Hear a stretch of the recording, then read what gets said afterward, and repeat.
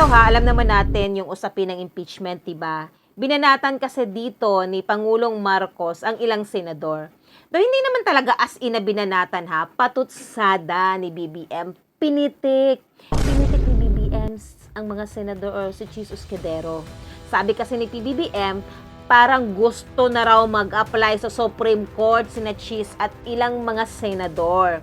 Yung kilos kasi daw nila o yung galawan daw ng Senado ay parang trabaho ng mga Supreme Court.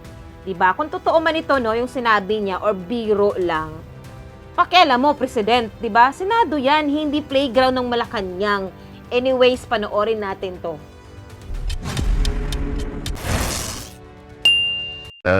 Of course, the former tenant of these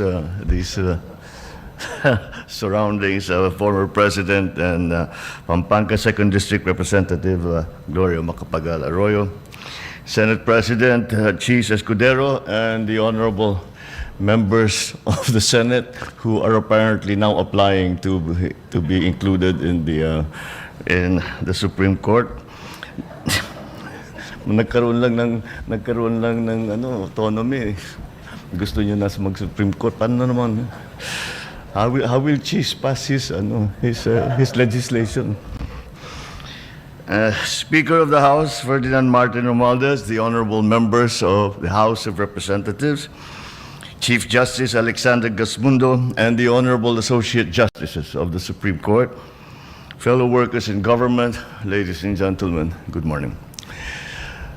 A warm welcome to Malacanang Palace, and it is truly nice to see all three branches of government under one roof, working together to strengthen our country's democracy and democratic processes.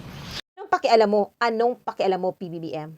May sariling tungkulin ang Senado at malinaw naman yan sa saligang batas. May sariling mandato po ang Senado na hindi dapat panghimasukan. May separation of power sila. At trabaho ng Senado ang ginagampanan nila, hindi ng palasyo.